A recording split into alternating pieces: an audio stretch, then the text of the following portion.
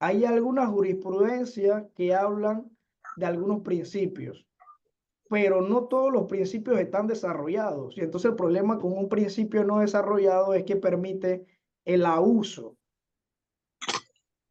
Por ejemplo, ¿qué principio le puedo decir que permite el abuso? El principio de rogación, por ejemplo. Yo no tengo ninguna norma jurídica que regule el principio de rogación. No tengo una jurisprudencia que regule el principio de rogación, ni que lo regule ni que lo defina. Entonces, lo que hace el calificador es que cada vez que quiere exigir más de la cuenta, le aplica al usuario este famoso principio, que yo ni siquiera puedo leer qué significa. Si me voy a alguna doctrina que habla del principio de rogación, por lo menos en Panamá, sacan algunas normas que sustentan de que, por ejemplo, el registro público, los documentos, si no me llegan, yo no puedo irlo a buscar. Eso es la rogación. Por ejemplo, si yo hago una compraventa, yo lo que necesito es llevarlo al registro público para que la compraventa se inscriba. Pero si yo no la traigo al registro público, entonces el principio de rogación indica de que, bueno, no me están rogando el servicio, por tanto no lo doy. Entonces ese es el problema que yo tengo con el principio de rogación.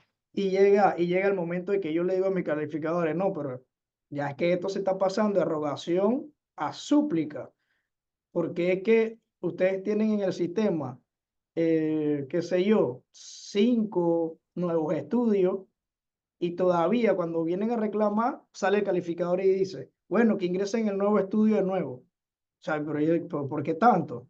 Eso es lo que yo le digo el abuso. La doctrina es la información que encontramos en los libros, que encontramos ahora en la web, que hablen sobre la materia de derecho registral, pero no es un fundamento muy fuerte cuando lo tenemos que comparar con lo que es las normas jurídicas, por ejemplo. Enemigo de la costumbre registral, ustedes verán ahora cuando desarrollamos más a fondo lo que es la calificación, verán que la costumbre registral no tiene ningún fundamento jurídico y de hecho la costumbre pudiera constituirse en algún momento como una falta disciplinaria. La antigua calificación. Cuando hablamos de la antigua calificación, hablamos como históricamente como un acto aprendido de forma empírica. Algunos de sus profesores que en su momento dado fueron funcionarios del registro público les podrán contar cómo nos enseñaban a calificar. Yo me sentaba al lado de una persona que era de repente la que más experiencia tenía o a la persona que le gustaba enseñar, porque a veces el que enseña no es el que más experiencia tiene, sino el que le gusta tomarse la tarea de enseñar y no nos daban fundamentos jurídicos. Solamente nos decían, bueno, para la venta, por ejemplo, tiene que traer paz y salvo, tiene que traer precio de venta, tiene que compararse las partes. Y así uno iba en su libro apuntando cuáles eran los requisitos y así yo aprendí a calificar. Ah, que la escritura tiene que tener un número al inicio, que tiene que tener el mismo número al final, pero jamás me daban un fundamento jurídico, o muy poco. Y entonces, como eso pasaba así, por ejemplo, mis calificaciones salían como la imagen que yo le estoy proyectando. Si ustedes pueden ver en la imagen que yo le estoy proyectando, ustedes van a encontrar defectos que son defectos, pero también usted va a encontrar defectos que no son defectos. Pero cómo el usuario se podía defender o cómo el propio calificador podía determinar que no era defecto si no se tomaba la tarea de buscar el fundamento. Y yo le soy franco, yo fui calificador en varias secciones y cuando a mí me decían que yo tenía que fundamentar, yo creía cada defecto, yo creía que eso era imposible. Obviamente yo estaba aprendiendo, me enseñaron que no se hacía, no había que hacerlo. Que usted me diga que cada defecto lo tengo que fundamentar, obviamente me saca de mi zona de confort.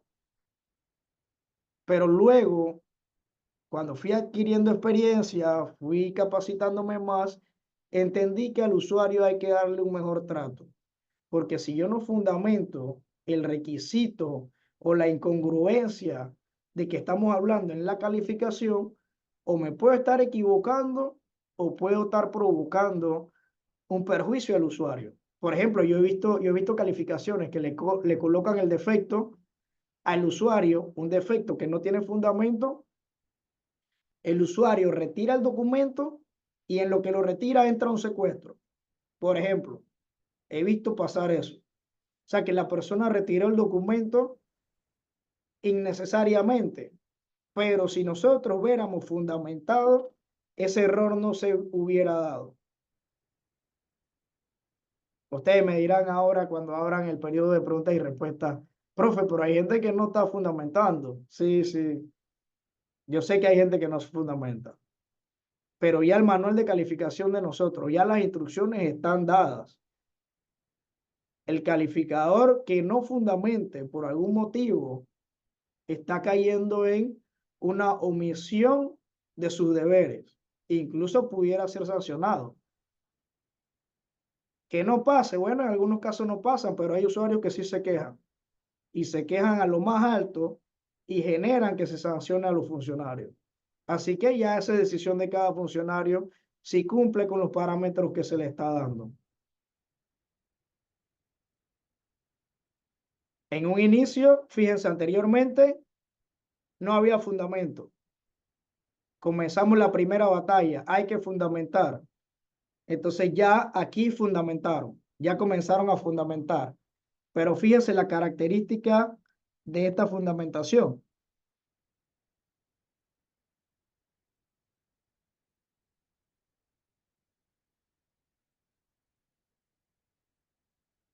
Esta fundamentación está aparte de los defectos. Esto es lo que yo le llamaba fundamento pareo. El usuario, para saber la norma a qué defecto corresponde, tenía que hacer un pareo. O sea que yo tenía que decir que el artículo 49 era, por ejemplo, Pajizalvo Belidán.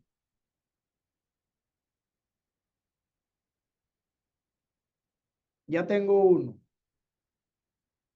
Y ahora los otros dos artículos que me quedan, si uno los lee, ustedes los buscan, tomenle captura a eso y verán, en ninguno de esos artículos sustenta el defecto que dice que falta el visto bueno del representante.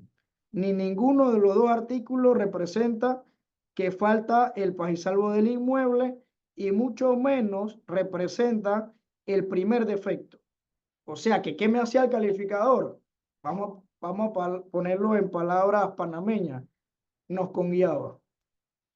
Los jefes le decían, fundamenta, y ellos ponían un par de defectos y en verdad lo que nos estaban haciendo era que nos estaban conguiando, porque solo me ponía un fundamento. ¿Y qué pasó con los otros fundamentos? Nadie ha dicho que se fundamenta un solo defecto. Lo que estamos diciendo es que se fundamentan todos los defectos. Ahora decimos, bueno, ya nos metimos en este problema, el registro público viene desde 1913 con la misma calificación y ahora en el 2014 tenemos un nuevo sistema que por ahí le dicen y que el Lamborghini, pero en la mente de las personas que usan el famoso Lamborghini, o sea, ¿cómo resolvemos la mente de los compañeros para que pasen de ese sistema, o sea, no solamente sistema, sino de esas prácticas que teníamos antes? ¿De qué nos vale tener, o sea, de qué nos vale tener un superauto si cuando vamos a echarle el combustible le echamos diésel? Lo dañamos. Entonces, teníamos que cambiarle la mentalidad a las personas, un cambio de anteojos, un cambio de paradigmas, y así en el 2018 comienza nuestra lucha para mejorar la calificación. Y la mejora de la calificación implica identificar nuestras propias debilidades. Las debilidades que tenía el acto de calificación, identificar qué trato le gusta al usuario recibir, que a veces el usuario se siente que no es atendido Entonces nosotros necesitamos identificar eso. ¿Qué es lo que está pasando? ¿Cómo le mejoramos la experiencia al usuario? ¿Cómo eliminamos la tramitología excesiva que a veces genera una calificación? Y el peor de los escenarios, ¿cómo eliminamos la mala redacción que en algún momento dado puede caer más que en un defecto, sino que en un acertijo? O sea, yo tengo un defecto que la verdad que parece más que un defecto, parece una adivinanza, porque yo no sé qué es lo que quiere decir el calificador. No. Déjalo así pues.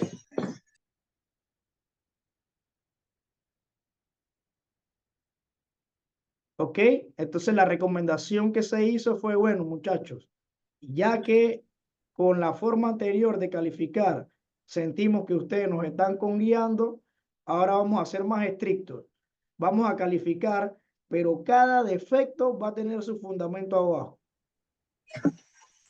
Ya el defecto ese, la calificación de pareo ese que se generaba antes, ya no se va a hacer. Ahora, calificador, abajo del defecto le pones el sustento jurídico. Y ustedes ven aquí cómo cada defecto, entonces ya tiene su fundamento jurídico en cada caso. ¿Qué permite esta calificación? Que ese defecto que nosotros no le encontramos fundamento jurídico no se cuela dentro de nuestra calificación. Ya esa posibilidad en teoría no debería pasar, porque como ellos están obligados a fundamentar abajo, ya la mala calificación se debe erradicar. ¿Todavía pasa? Sí, pero es como la persona que se arriesga a hurtar, por ejemplo. Yo sé que hurtar es un delito, pero ¿y si nadie me ve? Lo mismo pasa en la calificación. Es una falta disciplinaria no calificar así como ustedes están viendo en pantalla. El problema es que mientras que nadie te acuse y no te lleve a otras instancias, usted no va a tener problemas, pero téngalo por seguro que le meten una queja al director en la Procuraduría de la Administración y el funcionario lo sancionan por no seguir estos lineamientos. Ahora, ustedes están viendo abajo, hay otros fundamentos, porque arriba nosotros ponemos fundamentos específicos.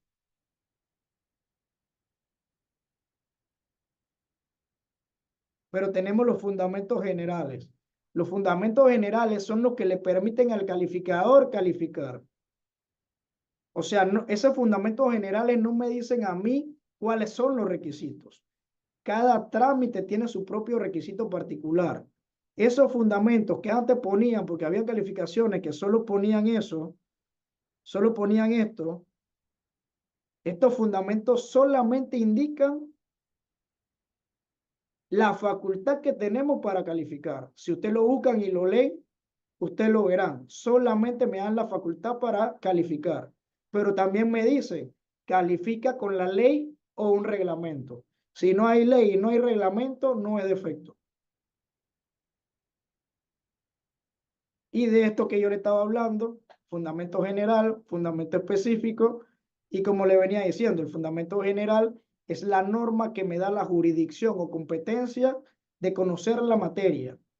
Y un fundamento específico es la norma jurídica que sustenta cada una de las incongruencias o requisitos calificables, porque la calificación no solo se limita a requisitos, también a incongruencias, porque si el documento, por ejemplo, se contradice con la constancia del registro público, no es que al documento le falta un requisito, es que el documento tiene una incongruencia. O sea que la calificación se puede entender que nosotros estamos buscando requisitos, además estamos buscando incongruencias. Ah, ahí está resaltado en negro, que es algo que también es importante, que a veces se nos olvida.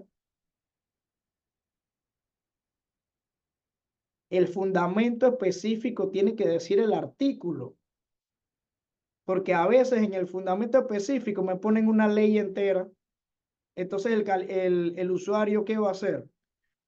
Ah, se va a poner a leer toda la ley. Una ley de pH, por ejemplo, tiene 125 artículos.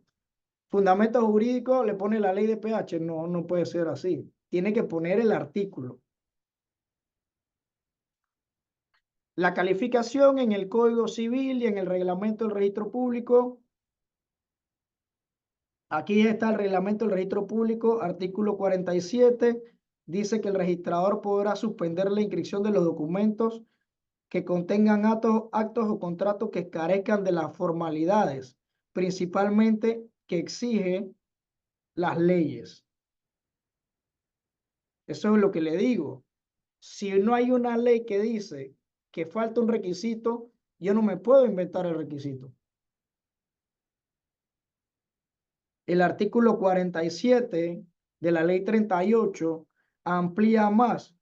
No solamente habla de los requisitos legales, también habla de los requisitos de los reglamentos. O sea que ya yo sé que no solamente estoy buscando requisitos de ley, sino que estoy buscando requisitos que estén en los reglamentos. Son dos normas jurídicas que tienen rangos distintos, pero ambos pueden sustentar defectos de calificación. La calificación en el Código Civil, artículo 1795, como yo le digo, si usted lee en este artículo, por ningún lugar dice que el documento debe presentar paz y salubridad. Y a veces el defecto era falta paz y salubridad y le ponía fundamento jurídico, artículo 1795. El usuario se iba, buscaba el 1795 y dice que, pero ahí no dice que falta paz y salubridad. Entonces, por eso es que ahora hay que dividir entre fundamento específico y fundamento general. La calificación debe estar dividida así. Y es obligatorio poner el fundamento específico y no es necesario poner el fundamento general, porque ese fundamento general está tácito y sobreentendido. Listo, regresamos a nuestro cambio de paradigma. Tenemos nuestros problemas de identidad como registradores, cómo hacemos para mejorar el servicio. Y nos inventamos un buen día, dijimos, vamos a hacer un manual de calificación. Y el primer obstáculo que encuentra el manual de calificación es saber o entender en la pirámide de Kelsen dónde entraría el manual de calificación. Y comenzamos a analizar las normas de distintos rangos. Bueno, el manual no puede ser una constitución, obviamente. El manual no puede ser una ley porque tendríamos que llevarlo a la asamblea. Y eso es un problema, demasiados temas. No es una resolución, porque cuando nosotros buscamos concepto de resolución, por ningún lugar dice que es manual. Entonces, ¿qué era el manual? O sea, ¿cómo nosotros podemos decir o cómo podíamos decidir qué era el manual si no encajaba en esta pirámide que todos conocemos? Analizamos qué es la ley, una norma de menor jerarquía que la Constitución, norma jurídica, siempre. Analizamos, buscamos conceptos, nos pusimos a buscar conceptos. Reglamento, que es un reglamento, es una norma jurídica de menor jerarquía que la ley, pero no es la ley. Bien, por ahí se habla de que, bueno, que cuando voy a reglamentar, no puedo legislar. El reglamento desarrolla la ley, mas no hace nuevas leyes. ¿Ok? Y de esto que le he leído, entonces, ¿dónde encaja el manual? Buscamos conceptos de manual en los diccionarios jurídicos. Usted no encuentra qué es manual. Este es un diccionario general, creo que de la Real Academia de la Lengua. Si usted lee todas las definiciones que hay de manual ahí, por ningún lugar dice que es norma jurídica. Y nosotros para calificar, como dije anteriormente, yo necesito que sea o una ley o un reglamento. Bueno, llegamos a un consenso y dijimos, bueno, nuestro manual, como no es ninguna de las normas de la pirámide, va a tener que ser una guía o un compendio en el cual reúna las normas jurídicas de que estamos hablando. Pero no nos podemos extralimitar. O sea, nosotros no podíamos sobrepasar ni la ley ni los reglamentos. Buscamos normas de cómo interpretar la ley. Aquí les recomiendo estos artículos que son indispensables a la hora de interpretar una norma jurídica. Y la verdad que yo atiendo muchos abogados y me doy cuenta de que en su vida han leído estos artículos, son del Código Civil. Es la forma correcta como yo tengo que interpretar la norma. Estos artículos hablan de la jerarquía de las normas, habla de cuando hay contradicciones de normas. O sea, todo eso nosotros teníamos que valorarlo a la hora de hacer el manual porque nosotros estábamos escogiendo cuáles eran las normas exactas para los distintos requisitos. Así, por ejemplo, si usted se lee esos artículos que yo le planteé hace un rato y luego trata de definir estos conceptos que yo le estoy planteando en pantalla, usted va a poder darse cuenta de que por ningún lugar dice que gravamen es sinónimo de hipoteca. Y a veces el común de los panameños, cada vez que hablamos de gravámenes, creen que es hipoteca. Y nosotros a veces tenemos problemas con los usuarios porque de repente tienen una hipoteca con un banco y el banco le pone la limitación. No podrá gravar, pero me trae un acto de usufructo. Y viene el usuario y dice, pero es que yo no lo estoy grabando con hipoteca, yo solamente estoy constituyendo un usufructo. Pero el simple hecho de marcar la cosa ya es un gravamen, es una carga. Entonces, nosotros no podemos inventar conceptos que no existen. No podemos decir que gravamen es sinónimo de hipoteca, gravamen hipotecario, a menos que una ley lo diga. Acá usted va a poder encontrar la diferencia entre un concepto legal y un concepto general. Un concepto general es cuando está en los diccionarios generales o está en los diccionarios jurídicos. Es un concepto general. Pero si el concepto lo desarrolla la ley, entonces es un concepto legal.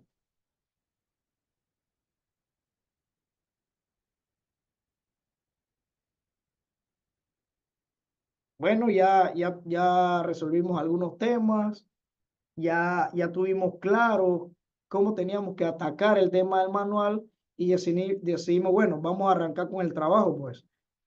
Y dijimos, en el manual nosotros cada sección va a identificar cuáles son sus actos. Y en cada acto va a señalar tres elementos. Concepto, va a ser un ítem de requisitos, comentarios y prohibiciones. O sea, no solamente requisitos. El manual no solamente tiene requisitos, también tiene comentarios. Y ustedes verán ahora algunos comentarios. Y prohibiciones. En el manual vamos a tener a la mano los derechos de calificación. ¿Qué nos permite esto? Por ejemplo, si es un calificador nuevo y yo lo pongo a calificar una venta, yo le digo, nada más agarra y revísate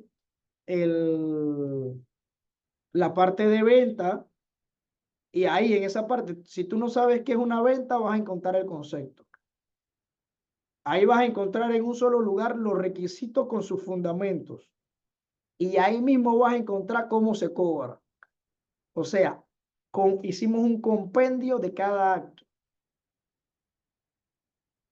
Y así, por ejemplo, cuando llegamos a la parte del concepto, buscamos conceptos generales, como está este caso, este es un concepto general de un diccionario general, un concepto especial o técnico que lo sacamos de un diccionario jurídico, y había casos en que los conceptos eran legales.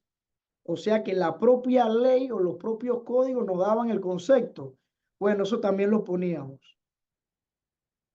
Y ahí, en todo caso, el que valía era el concepto de ley, cuando pasara el caso.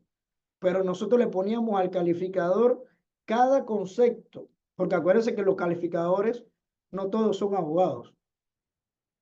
Y aunque siendo abogados, a veces no se saben los conceptos, porque de repente no practican con ellos. A veces uno nos preguntaba y que permuta, ¿qué es una permuta? Y quedábamos así en el aire, no sabíamos qué era una permuta. Yo siempre recuerdo que tengo un estudiante, que tuve un estudiante, pues, que lo puse a dar una charla en la hipoteca. Y yo cuando veo que está leyendo, yo paro la charla y le digo al muchacho, bueno, dígale a su compañero qué es una hipoteca. Y no sabía ni siquiera responder qué era una hipoteca. O sea, por eso es importante los conceptos. ¿Cómo yo me voy a meter en un contrato de venta, en un contrato de hipoteca, si no sé qué es? Entonces, por eso lo agregamos en el manual, para que los calificadores nuevos se empapen del acto que van a hacer. Ya pasamos del concepto, ahora viene la parte de los requisitos, comentarios y prohibiciones. ¿Qué nosotros le recomendábamos a los que hicieron el manual? Bueno, así mismo como la calificación, cada requisito le vamos a poner su fundamento ahí mismo.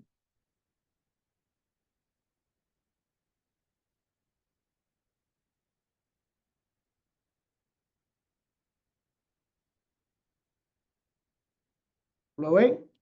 Cada requisito tiene su fundamento. Pero también teníamos comentarios. Por ejemplo, en este caso que dice aquí, el siguiente defecto no tiene fundamento jurídico. Y decía el defecto, el vendedor debe comprometerse al saneamiento en caso de evicción. ¿Y por qué poníamos defectos que no eran defectos también? Porque como ya estábamos acostumbrados que los calificadores inventaban defectos y habían defectos comunes inventados, y ya lo habíamos reiterado, tratamos de unificar criterios para no seguirnos equivocando. Porque imagínense, el vendedor debe comprometerse al saneamiento en caso de evicción. Artículo 1231. Cuando leemos el artículo 1231, el artículo lo que dice es que el vendedor está obligado al saneamiento en caso de evicción. ¿Y en qué parte de ese artículo dice que eso tiene que estar en la escritura? El artículo no lo dice. Y me pregunto yo, ¿y si no lo ponen, será que ya la ley no vale? Porque aunque no lo pongan en la escritura, la ley sigue siendo la ley. Entonces, por eso nosotros también establecimos en el manual los documentos, perdón, los requisitos que no eran defectos.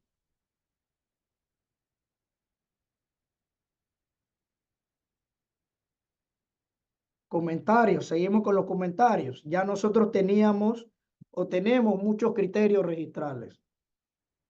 Casos repetitivos donde se discutía siempre la misma cosa.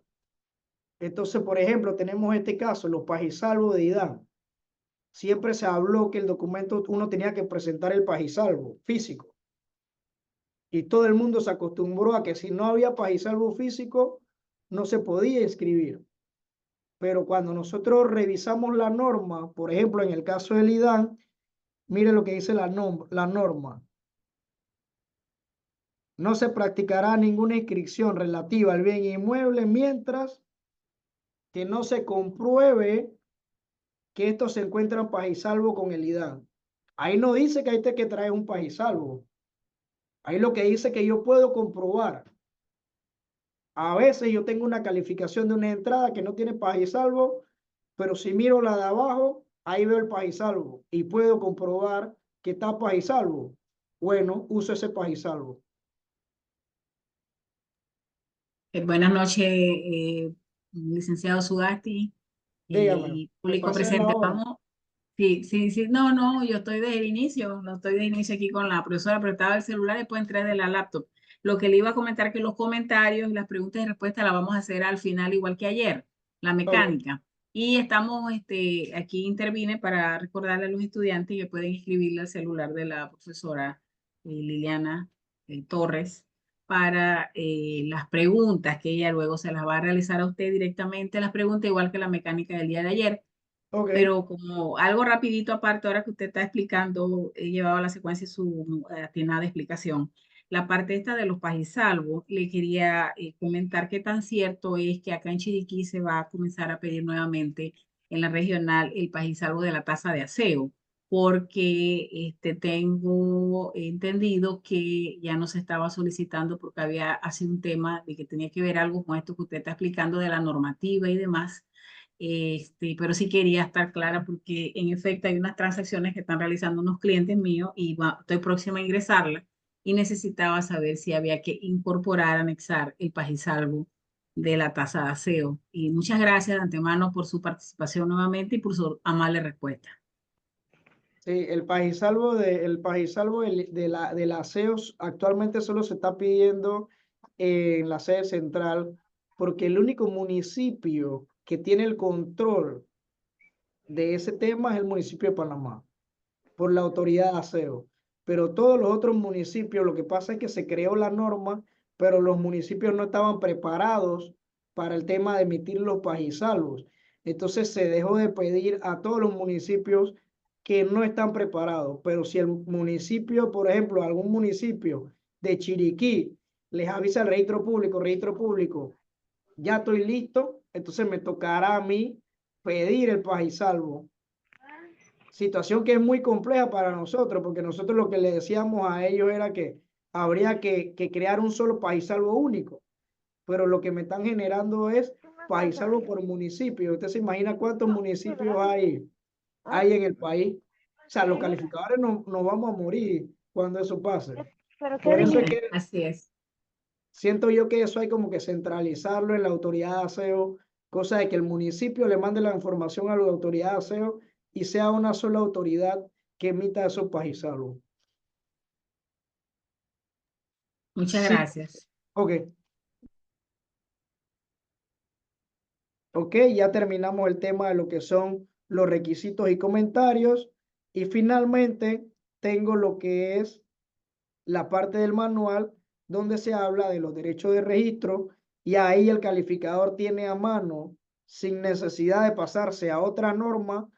Un ejemplo, en el caso de la venta, ya el calificador sabe que se cobra calificación 10 por finca. Derechos de inscripción, $3 por cada 1000 o fracción de 1000. Antes del manual, la persona tendría que buscar otro documento para revisar esto. Ya ahora el calificador nuevo principalmente ya tiene a su mano todos los elementos que necesitaría para revisar cada acto. Ciertamente el manual necesita adecuaciones.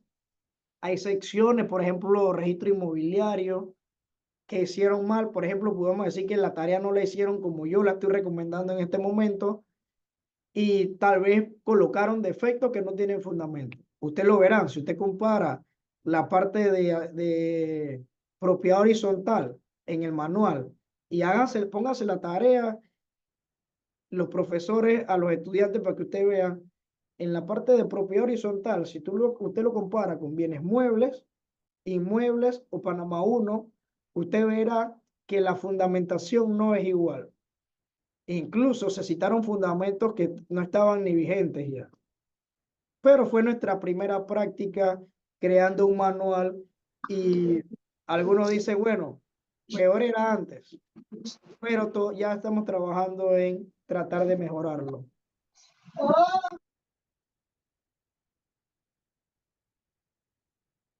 Ya estoy terminando y ya como para finalizar, lo peor o la parte más compleja de la creación del manual de calificación fue combatir contra la costumbre, porque la costumbre es, pudiera decir así, lo que a veces como ser humano nos daña. porque nos acostumbramos a hacer las cosas de repente porque sí, y de repente dejamos de pensar y no nos preguntamos por qué es así. Y entonces este señor que yo tengo aquí me da risa que él tiene una presentación donde él da un ejemplo y él dice que una niña le preguntaba a la mamá, porque ella veía que la mamá partía, cuando iba a freír el pescado, lo partía en dos. Y lo freía una cola a la cabeza, lo partía en dos. Y ella preguntaba, ¿pero por qué es así? Y decía la mamá, es que mi mamá lo hacía así, lo partía en dos. Y para la niña pensante, ella hacía, pero es que no me hace lógico que se parta en dos si no tenía una justificación. Se fue donde la abuela y le preguntó, abuela, ¿por qué el pescado cuando lo van a freír lo parten en dos? Y dice la abuela, yo no sé, es que mi mamá lo hacía así. O sea que ya tenía que ir la niña donde la bisabuela a ver por qué el pescado lo partían dos. Al final la niña se tomó la tarea de buscar por qué era, y cuando llegó donde la bisabuela le dice, bueno, es que nosotros lo partíamos en dos porque nosotros éramos muy pobres y nosotros teníamos un sartén muy chiquito. Entonces, el pescado, como no cabía grande, yo lo partía en dos. Imagínense la justificación de por qué se partía en dos. Y ya ahí habían pasado de generaciones en generaciones de una práctica que no tenía razón de ser. O sea que palabras más, palabras menos, pudiera darse el caso de que una persona nos diga, es que yo tengo 20 años haciéndolo, pero nosotros le podemos decir, bueno, tienes 20 años haciéndolo mal.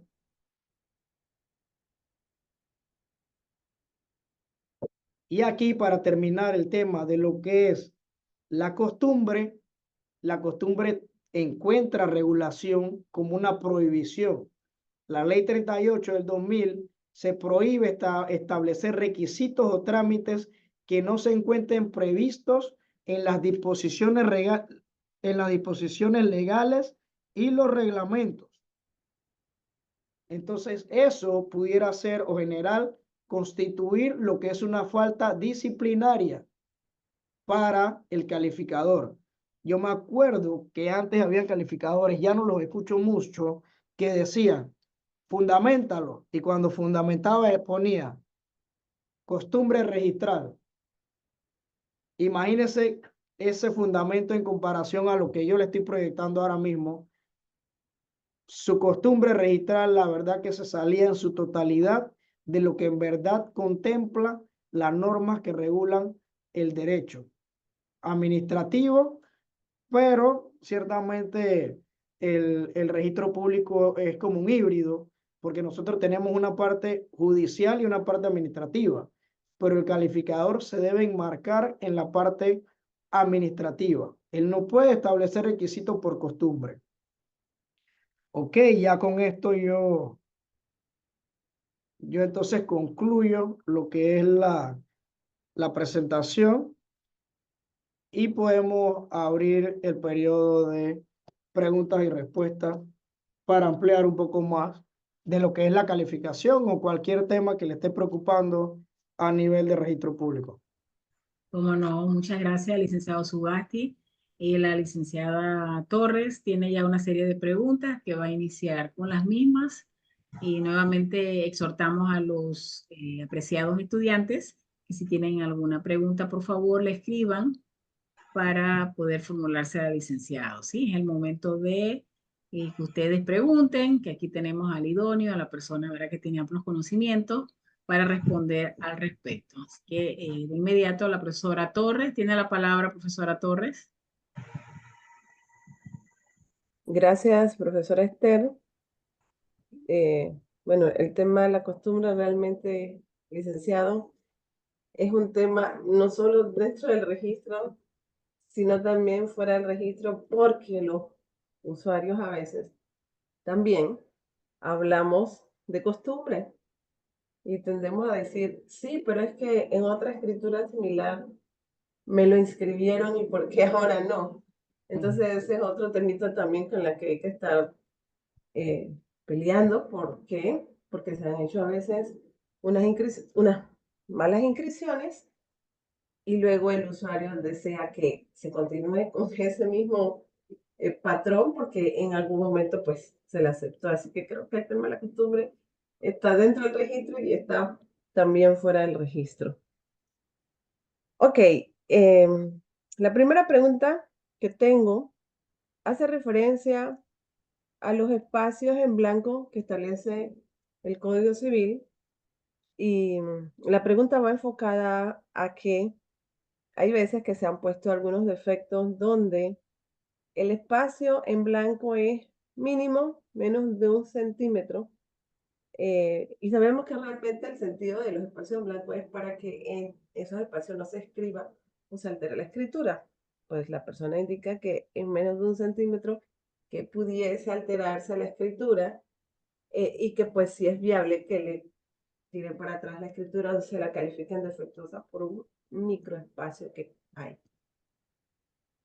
La verdad que no tengo mucho problema con los espacios en blanco. Sí los he visto a veces de repente en la parte de abajo o en la parte de arriba. eh, en mi práctica yo sé hacer escrituras y sé lo difícil que es imprimir una escritura en esa hoja porque se mueven. El problema es que a veces el calificador no sabe lo difícil que es imprimir ahí.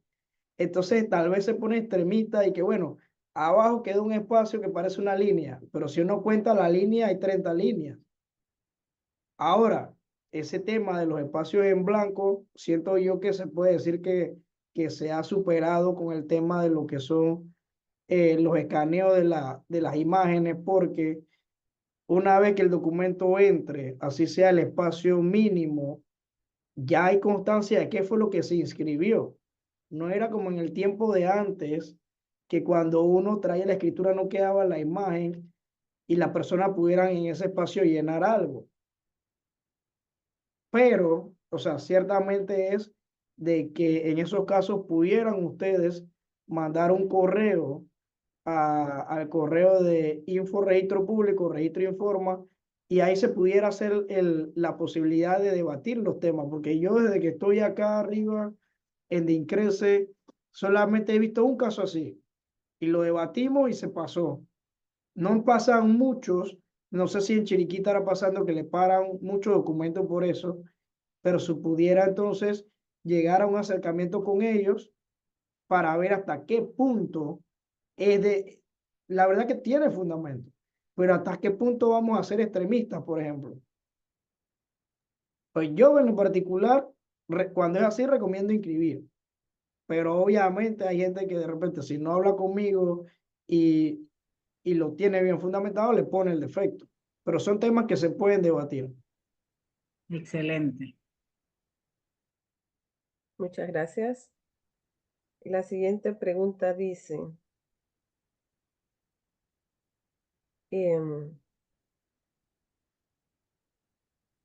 los nombres los debe tomar el registro correctamente la comparecencia, es decir, nombres completos y iniciales. Pero si más adelante, en el resto del contenido de la escritura, existe algún momento en donde vuelvo a escribir el nombre y omití el segundo apellido, omití el segundo nombre, también ponen defectuosos el documento. Entonces la pregunta es, ¿qué tan factible es un defecto en donde en la comparecencia el nombre está completo y está correcto, aunque en el resto del documento en algún momento el nombre no esté completo? ¿Es o no es un defecto? Yo lo pondría como una incongruencia, porque ciertamente es de que hay una persona que puede que tenga, por ejemplo, solamente un nombre o solamente un apellido, y si en el documento por una parte me lo pone de una forma y por otra parte me la pone de otra, entonces me obliga a mí a escoger cuál es el que vale. Y yo me voy a poder equivocar, porque si vamos a decir, si cojo el nombre más corto, después tú me metes una corrección y que, no, que era el más largo. Entonces, la verdad es que eso sí se escapa de lo que es el tema de la forma, porque el mismo documento en sí tiene una incongruencia. Pudiera ser que el calificador no se dé cuenta y se lo pase, pero en el momento de que se lo vea, ahí le aplica el artículo 1744 en las primeras líneas donde dice que los instrumentos que otorguen cosas y cantidades se deben hacer de manera inequívoca. Cada vez que hay una equivocación, nosotros pudiéramos colocar el defecto. Ciertamente es una nimiedad, pero como se lo explico, sí puede prestarse a confusión de que yo escoja el que no es.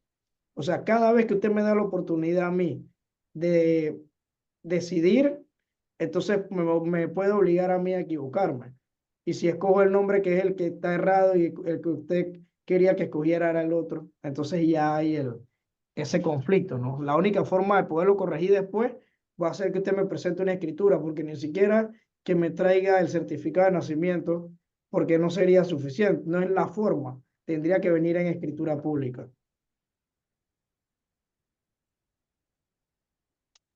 Ok, muchas gracias. La siguiente pregunta dice, bueno, antes con el emulador, en la regional de Chiriquí había un pequeño sello que se anotaban los documentos que se adjuntaban con la escritura. Por ejemplo, el plano, el pajizal validad, el pajizal del inmueble.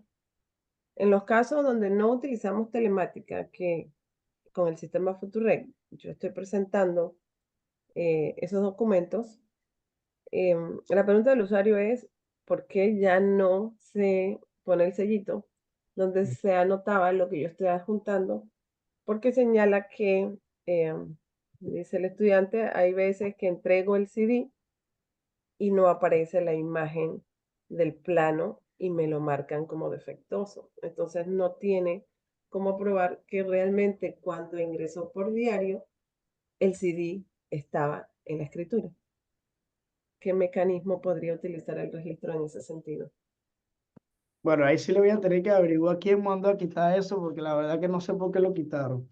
Entonces, y no es solamente en Chiriquí, acá en la sede central tampoco usan el famoso sellito, pero podemos hacer la consulta para ver por qué lo quitaron y si se puede retomar, porque si es para mejorar es viable. Ok, gracias, licenciado. Dice, ¿por qué en la plataforma web se eliminó el acceso al público de la herramienta del sistema Ready para realizar consultas? La consulta del sistema Ready. La verdad que el sistema Ready era un repositorio de imágenes y las imágenes del Ready yo la puedo ver si yo me sé el número de la entrada. O sea, muchas de las imágenes que usted pueden consumir ingresando con la entrada son imágenes que vienen del Ready. O sea, el Ready solamente era lo que guardaba las imágenes. Así que la verdad que no estoy muy claro del fondo de la pregunta o si era por otra línea, porque el sistema en verdad del tema de cómo mostramos las imágenes, eso sí no ha variado mucho. Voy a intervenir ahí un poquitito. La pregunta que se hizo era con relación a lo del documento ready. ¿Cómo se hacía ahora si la persona necesita buscar un documento ready? ¿Cómo se hace? Porque es un poco más rápido, o era mejor cuando se tenía el acceso a esa herramienta que estaba en la plataforma. Es lo que Ujú. entendí. Ujú. O O sea, sea que pero, necesariamente se tiene que tener la entrada para poder buscar. Si no se tiene la entrada, no se puede buscar. Entonces, es un poco más difícil si no se, porque en ocasiones no se tiene la entrada. ¿Cómo hace? solamente tiene el documento Ready. Exacto. Y si solamente se tiene el documento ready, ¿cómo se hace para ubicarlo más rápido? Era la pregunta por allí más o menos que se había hecho. Ok, pero yo, si no me equivoco, en el sistema, esa opción existe. Meter No, el es que documento. esa opción estaba hace como 2 años, no, cuando inició el Futurex, estaba la herramienta un tiempo, pero después se eliminó del sistema anterior, el sistema Ready. Ok, Estaba como paralelo. déjeme tratar de hacer la búsqueda para ver si lo podemos hacer rápido. O a menos que no le estemos, Es que no se te- antes Ajá. el Ready era para mostrar imágenes, ¿verdad? Pero ahora tú Sí, no tienes que buscar Ready. O sea, tú no tienes que escribir ese número para encontrar la imagen, uno se mete porque en el cuando folio. son por Ready ya los ves. O sea, si tú los buscas en la prelación, todos los que son de Ready y todos los que son de Futurec, ya tú ves la imagen ahí. Las imágenes que no ves de las escrituras son las de tomo, las de rollo. Esas sí tienes que buscarlas allá, pero las de Ready tú las encuentras allí mismo, igual que las de Futurec. No necesitas tener el numerito del documento Ready para poder ver la imagen. Creo que por ahí debe ser la pregunta. No, y de hecho aquí yo lo tengo y voy a tratar de proyectar.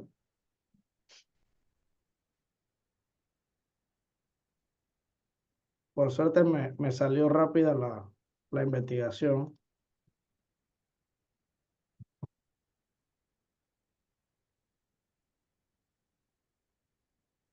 Ok, miren, esta es la búsqueda que estaba mostrando Kenny ayer. Yo tengo búsqueda por folio, tengo búsqueda por entrada, pero aquí tengo la opción. Si tengo el número ready, yo lo ingreso. O sea, la búsqueda por documento ready sigue estando disponible.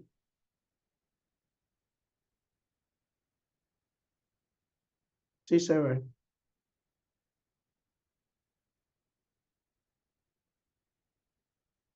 La verdad que sí se ve, y como dice la profesora, después que yo me sepa el folio, yo me voy a la prelación y debo poder ver toda la información también. Muchas gracias, licenciado. Tengo otra Gracias. pregunta. ¿Por qué ahora hay que llevar el contrato de compraventa primero a la NATI y después al registro, cuando antes era lo contrario? Ok, eso no, la verdad que no es así. Lo que hay que ir a hacer a Nati es a pagar los $5 de la boleta que ellos cobran por actualización catastral. ¿Qué pasa? Cuando uno paga esos $5, que es el nuevo requisito, ANATI consume del registro. De hecho, ya la escritura que antes usted me dice que había que llevarla a NATI, ya no hay que llevarla a NATI. Ahora ellos solamente consumen directo, porque ya usted pagó los $5 antes de. Lo que ha cambiado es que antes las personas inscribían en el registro público y nunca iban a NATI y nunca le pagaban los $5 a NATI. Cuando la persona iba a NATI, cuando iba a hacer un trámite y trataba de hacer el pago de los impuestos y le salía, váyase a NATI que tiene que ir a actualizar. En ese momento era que se actualizaba. En la actualidad lo que hacen es que se cobra primero. Forma de pago en ANATI, yendo a la misma ANATI, pero ellos también tienen una forma de pago en línea, que la verdad es bastante como quien dice, bastante fácil de pagar. Déjenme buscarle para ver si tengo a mano. Yo tenía algo por aquí de ese tema.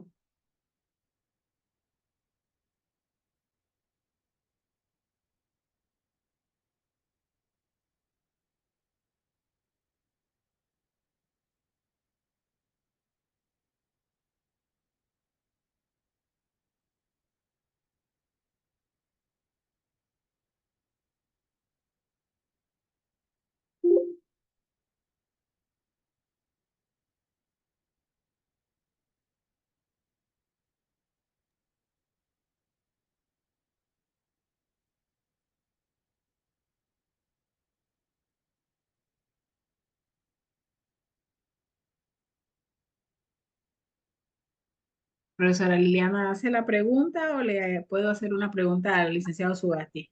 Ya déjeme compartirle el No, tema a Nati rapidito. exacto, Ah, que él ya, estaba ya. esperando. Ajá. Ah, ok, está bien, está bien.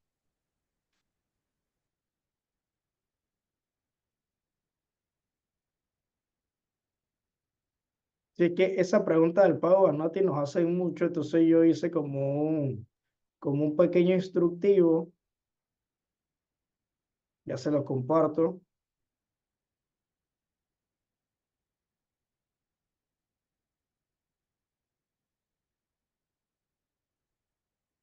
Aquí está la boleta, la famosa boleta de los 5 pagos, de los 5 balboas.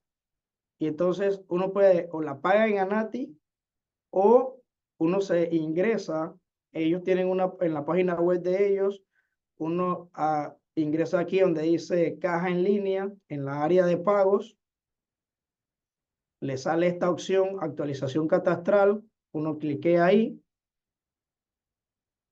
Cuando le sale esta opción, uno escoge nueva inscripción, le da siguiente. Aquí uno escoge cuántas fincas va a pagar. Generalmente uno paga una finca, pero si son varias fincas, pues una segregación de 3 fincas. Eso depende cuántas fincas va a mover o cuántas fincas va a segregar. Le da siguiente. Y ya de ahí el sistema le va a desplegar un tema así de cobro, ¿no? De cómo agregar la tarjeta y eso. Pero fácil, la verdad que como ustedes lo vieron, en 3, 4 pasos ya usted tiene la boleta paga. Se genera la boleta electrónica que nosotros en el registro la comprobamos porque ella tiene un número de caja y un número de pago. Y eso cuando nosotros lo ingresamos en el registro se conecta con ANATI y confirma que el pago es verdadero.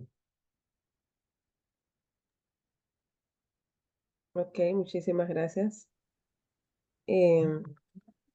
La siguiente pregunta dice, ¿por qué en la regional de David no está disponible el formulario de exoneración en aquellos casos en donde no se marcan todos los defectos en una sola calificación, sino que me vas dando de poco a poco los defectos porque pues genera un gasto económico para el cliente y bueno, principalmente las quejas son para los temas donde las calificaciones no son $10, sino que son 25 o $75 cada vez que el documento regresa.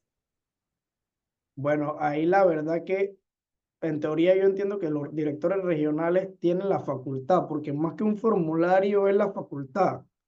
Porque imagínense, el formulario mío lo hice yo. Yo vi un formulario viejo que andaba por ahí, yo me puse en Word y hice uno igualito, y ese es mi formulario. La verdad que no, en la institución no tiene un formulario exacto como tal, sino que cada responsable de emitir la exoneración debe crearlo.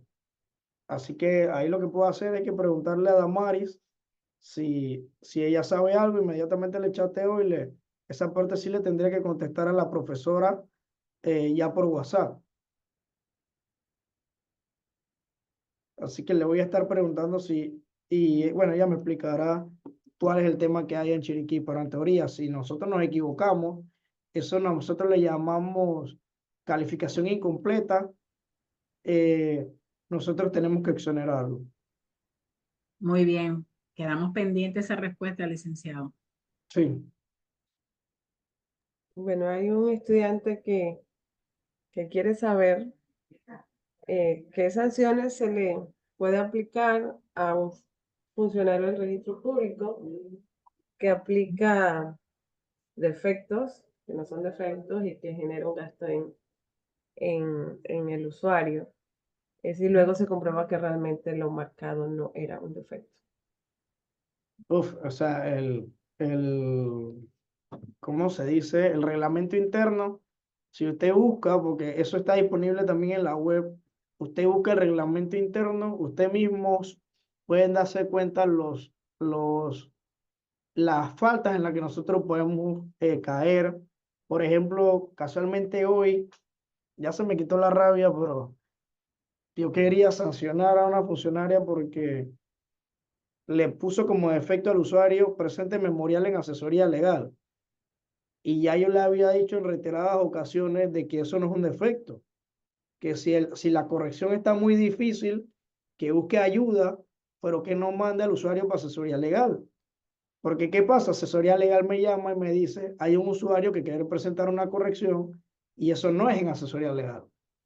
Entonces, por ejemplo, si eso es una falta por omisión o extralimitación de funciones, eso pudiera acarrear hasta una suspensión indirecta. 2 días pudieran suspenderle de forma directa. O sea que la verdad que las faltas por la falta al reglamento del registro son bastante rigurosas. El tema es que como no, las personas a veces no presentan las quejas, no se llevan a cabo los procesos disciplinarios.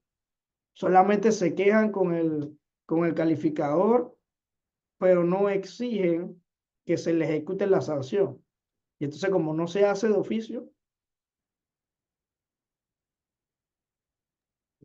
Ok, la pregunta del estudiante es, si el pago que se realiza en ANATI de los $5 para la actualización solo aplica en ventas o, por ejemplo, en segregaciones para sí también. Y si ya se pagó en una transacción, no es necesario pagar ni presentar ningún documento de esa actualización.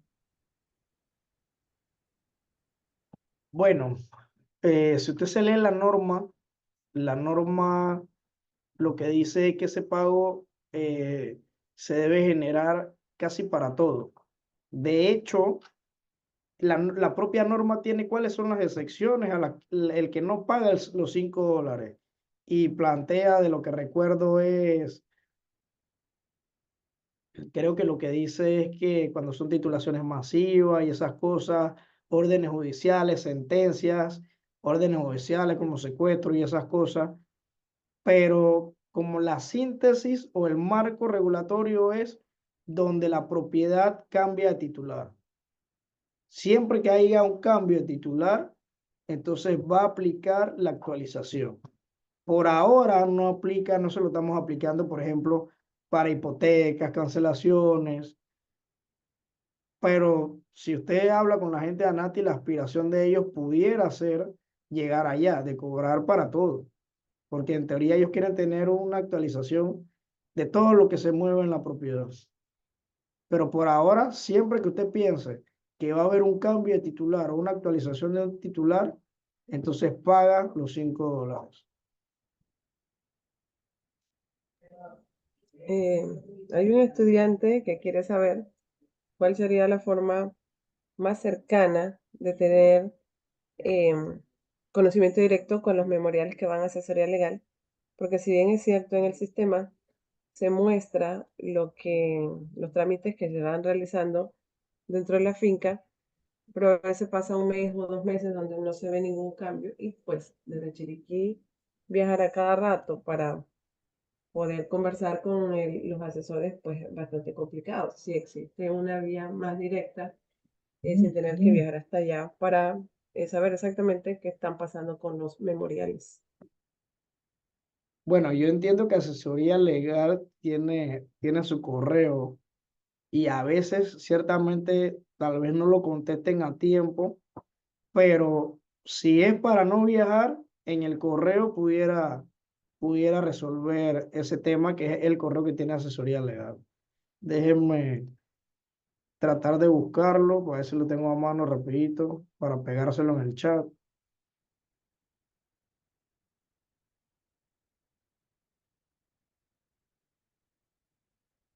Yo sé que pudieran decir que, bueno, que a veces el correo no se atiende, por lo menos el de asesoría legal, que no lo atienden, o sea, tan rápido, pero hay que entender que asesoría legal de Panamá atiende a todo el país. Entonces, por regla general, si usted va a buscar un expediente en algún lugar, hasta pudieran decirle que venga otro día, porque no siempre uno tiene el expediente a mano. Pero a veces cuando usted dice, bueno, es que vengo de viaje, que esa es la historia que presentan muchos, lo que se hace o se trata es de darle el apoyo, ¿no? O sea, no puedo, la verdad que no puedo entrar al correo porque debe ser que como tal son muy pesados y ya a esta hora están apagando todo acá. Entonces, no, la verdad que no me está abriendo el correo para copiarle Eh, el licenciado Sugasti, ¿no será posible, ejemplo, que designara un funcionario de asesoría legal o dos o la cantidad que sea necesario por regional, como para atender esa regional, o es que, o no sé cómo están administrativamente a lo interno del departamento legal, si todos atienden todas las peticiones de todas las regionales, todos los usuarios a nivel nacional? Sí, el tema ahí es que los trámites que ve asesoría legal están directamente relacionados a responder lo que le toca responder al director. Entonces, como el director sí está centralizado en la sede. Entonces, qué sé yo, imagínense que yo ponga a un asesor en Veragua, que de hecho en Veragua tenemos asesor, pero que esté viendo cancelaciones por edicto. Esas cancelaciones, esos trámites tienen muchos filtros. No solamente es un asesor, sino que el mismo trámite en sí tiene un montón de filtros. Yo tendría que agregar un abogado más todos los filtros. Y ese tema ni siquiera lo tenemos como, o sea, muy fortalecido en Panamá, no lo está, porque no, la verdad que no son tantos. Lo que puede estar pasando ahí, y es mi opinión muy personal, es que asesoría legal se atrasó un poco por el tema de que con el nuevo sistema se dieron mucho, al momento de dar los volcados, hubieron muchos pases de información que no quedaron muy bien definidos, entonces todo está recayendo allá. Todo lo que nadie sabe cómo resolverlo lo mandan para legado. Entonces ese es uno de los temas que tenemos y por eso es la lucha que yo tengo hoy. Calificador, no mandes al usuario legal y trata de resolverlo usted. Muy bien, muchas gracias. Ahí le copié los correos. Ambos me llegan a mí, ambos le llegan a asesoría legal completo. El de En info los dos correos, registro, los dos le llegan a usted, licenciado Sugaste, trámite legal administrativo, ah, registro-público.gov.pa, sí, inforegistro-público.gov.pa. a mí Muy me llegan bien. como 1000 correos al día. ¿Y a cuál le da prioridad de tantos? ¿Cómo sabe Ah, cuál va a contestar? ¿Cómo sabe cuál va a contestar, licenciado Sugasti? ¿Cuál tiene que contestar usted? le soy franco, hoy había un correo a las 8 de la mañana que había que prender el aire para mañana, los que vienen a trabajar mañana y se me pasó. Esto el día no me senté aquí, cuando vine a contestar los correos en la tarde, ya la gente que estaba esperando el correo se había ido. Ya me imagino que así es. Uno no tiene muchas responsabilidades. Pero la verdad que no son totalmente míos, porque también le llega a otras personas.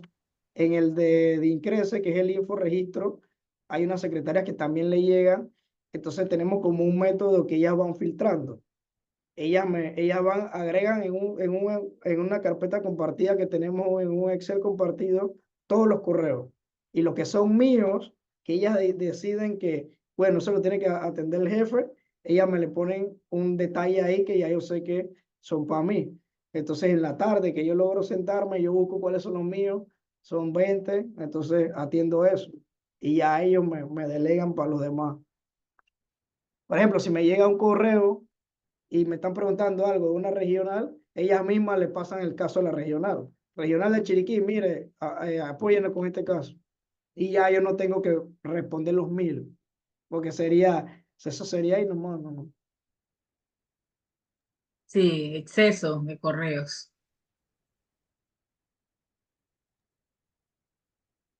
Ok, creo que hay una última pregunta. Las apelaciones de los trámites de asesoría legal o las apelaciones cuando hay auto en firme en las calificaciones suspendidas, tiene la ley que se va a la Corte Suprema, pero todos sabemos pues que los trámites allá son bastante demoraditos para que en algún momento haya una respuesta. La pregunta del estudiante es, ¿tiene el registro contemplado alguna modificación a la norma que establezca que las apelaciones no fueran a dormir tanto en la corte y se estableciera una especie de un tribunal de apelaciones registrales, como pues en derecho comparado lo podemos apreciar en Chile, en España o en México, donde pues existe ese tribunal de apelaciones? La verdad que no tengo conocimiento de que haya un proyecto por esa vía. Eh, la verdad que no, el tema es que no es tanto lo que nos apelan. Entonces pudiera ser ese el motivo por lo cual, imagínense, crear un tribunal para un servicio que, de repente yo pudiera decirle que apelaciones que nos hayan hecho este año, 3. Imagínense, crear un tribunal para 3 apelaciones y por año, qué sé yo, 15. Yo creo que sería como puede ser ese el motivo por el cual no se ha pensado en un tribunal de apelaciones, porque la verdad es que no son tantas. De hecho, el porcentaje de ganancia al registro en el tema de apelaciones, nosotros pudiéramos estar en un 95%. Y las que perdemos son las que nosotros sabemos que vamos a perder. Y le quisimos de todas maneras poner el defecto. Pero las que hemos perdido es porque sabemos que vamos a perder. Pero siempre, casi siempre nos van a favor a nosotros y puede estar por la línea de más del 90% de casos nosotros los ganamos. Por ejemplo, un caso que casualmente nos ganaron los abogados de Chiriquí fue ese famoso defecto que nosotros poníamos que cuando llegaba la escritura el vendedor ya estaba muerto. Ese defecto lo apelaron unos abogados de Chiriquí y le ganaron al registro. Y de hecho nos ganaron 3 veces. Ya hay jurisprudencia de eso. Nos ganaron 3 veces porque el registro insistía en poner el defecto. A pesar de que ya había un fallo, mantenía el defecto. Y el registro esperó 3 fallos para ya quitar finalmente el defecto. Pero esos medios registros sabía que eso no era defecto. Pero había una par de gente que decían que era defecto. Yo me acuerdo que cuando yo iba a dar las capacitaciones en la regional de Chiriquí, los calificadores allá estaban molestos. Ya, licenciado, estamos cansados de defender eso, que nadie está de acuerdo, que no sé qué. Pero ¿qué podíamos hacer? Esa era la línea. Pero ya, gracias a Dios, salimos de eso. Salieron 3 fallos, hay jurisprudencia.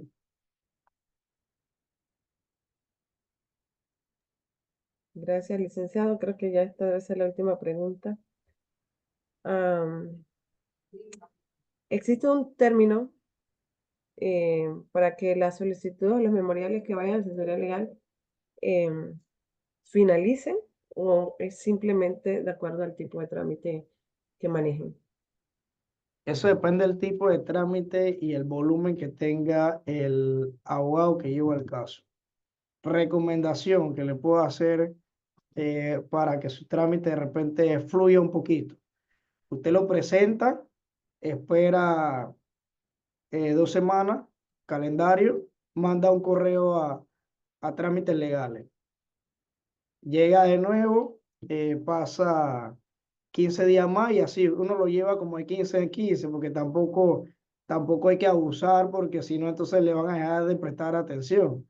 Si usted ve que pasa 2 semanas, puede agregarle un impulsito y así se va llevando al calificador. Yo, por ejemplo, al abogado, en lo particular, yo donde veo que me están preguntando mucho por el expediente, trato de salir de eso para que no me estén sofocando. Entonces, si yo veo que me mandaron un correo, al mes me mandaron otro correo, esta persona anda muy urgida, entonces comienzo a darle trámite. Ahora, a los expedientes de asesoría legal se le puede pagar alteración de turno. Y eso sí va volando. No sé si sabían. Si le paga alteración de turno, si es una cancelación por edicto, podemos cancelar por edicto en un mes, dependiendo si el documento tiene auto de defecto, hasta en 15 días hábiles pudiera ser.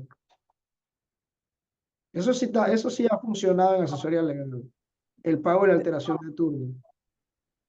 Ese es un excelente dato porque va a funcionar más que estar metiendo los impulsos procesales. Sí, sí, sí, sí. Ok, licenciado, muchísimas gracias. Creo que con esto damos cierre al periodo de preguntas y respuestas.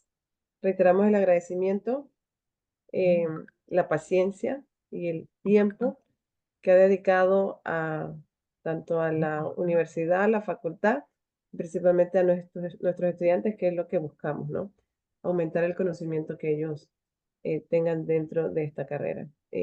Profesora Así Esther. mismo es, como no, licenciado Sugasti, le estamos sumamente agradecidos en nombre de los profesores, los docentes de la Facultad de Derecho y Ciencias Políticas, de la Escuela de Registros Públicos, por su colaboración, siempre muy anuente, muy atinada, muy dispuestos con la Universidad Autónoma de Chiriquí, en especial con esta facultad. Esto es recíproco para lo que nos necesiten, por cualquier cosa estamos también anuentes. Nuevamente, ¿verdad? Le decimos que nos le dé las gracias al otro expositor y en unos minutos yo creo que ya está entrando aquí la vicedecana que iba a dar unas palabras también de clausura del evento, de este conversatorio, el cual ha sido muy, muy académico, de mucho beneficio para todos los estudiantes de esta escuela. En sí, las experiencias de ustedes son maravillosas, pues yo siempre les digo, les comento a ellos que hay que ser autodidacto, uno mismo buscar, indagar, meterse en el sistema, que uno aprende haciendo y no Sí. dejándolo de hacer, porque donde uno deja de hacer es como cuando dejamos de usar la computadora un tiempo, cuando volvemos se nos olvidaron algunas herramientas, ejemplo del Excel, de cualquier programa. Hay que estar siempre allí, porque así estamos actualizados de la información y que hay cosas que los docentes, informaciones que le podemos tratar de transmitir, pero si ellos mismos no se meten a la plataforma, ellos mismos no hacen, no hay manera de que uno pueda hacer el trabajo completo, que uno hace una parte, pero que esto es compartido y que también pues esperamos la colaboración de parte de ellos. Ellas saben que es así y los exhortamos a que trataran de estar la mayor cantidad de estudiantes posibles presentes en estos Zoom para que ellos se nutrieran de los conocimientos que ustedes nos iban a adquirir, a tratar de transmitir las experiencias, sobre todo que son sumamente importantes porque en la universidad se da parte que se requiere muy importante para ellos pues alcanzar su meta, que es su título, pero que en la calle, con el día a día, se aprende el resto.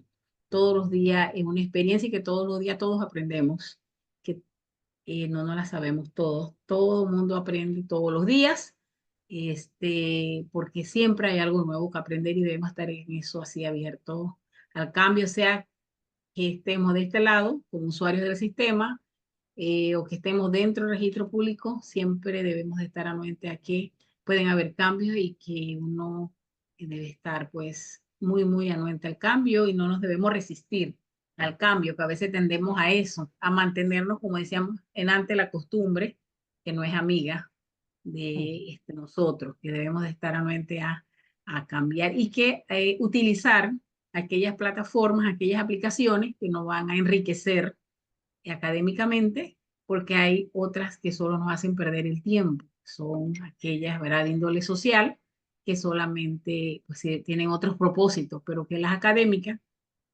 y las que nos van a ayudar a desenvolvernos, a realizar nuestro trabajo como futuros profesionales son las que debemos de implementar y utilizar como es aprender a usar la plataforma de, aparte del registro público, el ITAX, la de la Dirección General de Ingresos, la de ANATI, la de Panamá Emprende, Ministerio de Comercio y así muchas otras más que hay hoy día con lo que es la Autoridad de la Innovación Gubernamental y otras más que pues, se pueden utilizar para poder tanto el abogado como el licenciado en registros públicos, el contador, etcétera, etcétera, de todas las profesiones que trabajan, podamos utilizar estas plataformas y que nos ayuden a dar un mejor servicio, aprendamos a usar la telemática, entre otras apps más que nos van a enriquecer y que nos van a hacer cada día más robustos en lo que ofrecemos y seamos más competitivos, un profesional más competente, que eso es lo que se desea. Así que en eso siempre estamos, nosotros como docentes, con los estudiantes, diciéndoles, comentándoles, sugiriéndoles, recomendándoles, tratamos de hacer lo posible en ese sentido. Así que en ese devenir y en aras de obtener la mayor cantidad de beneficios para el estudiantado, tratamos de aplicar y de con ellos todas estas herramientas en las aulas de clase y también de invitar a aquellos profesionales así como ustedes que nos puedan hacer algunas ponencias que van a ayudar, pues contribuir grandemente a lo que es la formación académica de cada uno de ellos. Así que de parte de nosotros docentes estamos sumamente agradecidos y pues ya en este Zoom está la vicedecana, la profesora Lilibet, a quien le damos la palabra para que nos dé la despedida, la clausura de este magno evento. Muchísimas gracias a todos por participar. Un fuerte abrazo y bendiciones. Amén.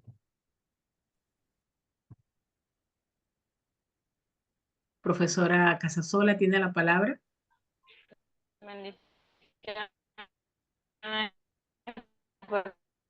No se le escucha bien, profesora. Hola. Buenas.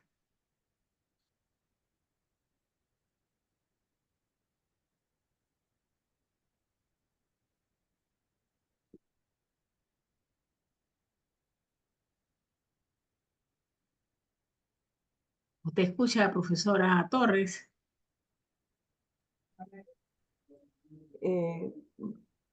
Pareciera que ella tiene problemas con la señal. Sí, porque yo no escucho.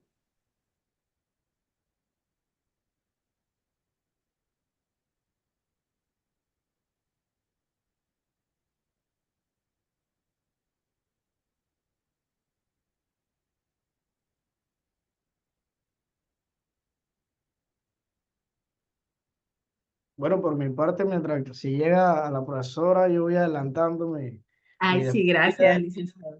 Y bueno, le doy las gracias a la universidad por darme la oportunidad a mí, a mi compañero, de compartir con ustedes algunas de las experiencias que nosotros tenemos en el diario vivir de lo que es la materia registral y también de parte de nuestro señor director, don Bayardo Ortega, que tiene mucha estima, porque si no me equivoco es el alma mater de él. eh, Muy agradecido porque se nos da la oportunidad y siempre él está dispuesto a apoyar en lo que se pueda eh, abiertamente, pues. Muchas gracias. Buenas noches a todos, profesora Liliana. Mil disculpas por no haber ahorita hecho el uso de la palabra. Quiero primeramente agradecer a nuestro querido expositor de la noche de hoy de compartir sus experiencias y sus conocimientos con tan selecto grupo de estudiantes. A nombre del señor decano Rubén Cabrera, la rectora magnífica de la Universidad, Etelvina Medianero de Bonaga y mi persona, queremos darle las gracias a usted, licenciado, por tomar parte de su jornada ya de descanso para compartir estas experiencias, preparar a nuestros futuros profesionales licenciados en registros públicos. Igualmente nos extiende el saludo cordial al licenciado Bayardo Ortega Chiricano, del cual goza mucho estima y aprecio de nuestra unidad académica, a las profesoras Isabel, Liliana, Esther María, por organizar este tipo de jornadas con expertos como estrategia de aprendizaje para nuestros estudiantes de registros públicos. Mil gracias. Esperemos que estos conversatorios se sigan replicando, porque al final los que salimos ganando son nuestros estudiantes que adquieren esas competencias necesarias para su pronta inserción en el mercado laboral. El gusto es nuestro, licenciado. Mil gracias por todo su tiempo, todo ese deseo de compartir, porque definitivamente enseñar es un arte y usted ha tenido esa paciencia para con nuestros estudiantes. Eternamente agradecida de mi parte y de todo nuestro equipo de trabajo que conforma la gran familia de la Facultad de Derecho y Ciencias Políticas. A todos un cordial saludos y una excelente noche. Chao a Igualmente. todos. Gracias. Bendiciones. Gracias Amén, a todos. igual. Gracias, Gracias. bendiciones para todos. Feliz fin de Buenas noches semana. a todos. Gracias. Buenas noches. Gracias. Buenas noches. Buenas noches, buenas noches. Buenas noches, Gracias. gracias. Buenas noches. Buenas noches, gracias. Buenas Buenas noches, noches, gracias. muchas gracias. Buenas noches, gracias por este Buenas noches, seminario, de bendiciones, verdad profesora. muy interactivo para Vamos a nosotros y muy verte. informativo. Que pasen un buen fin de Saludos. semana. Profesora Lili. Gracias, igual. Buenas noches. Buenas noches a todos. Gracias, Buenas señora noches a Leti. todos. Buenas Buenas noches a noches. todos.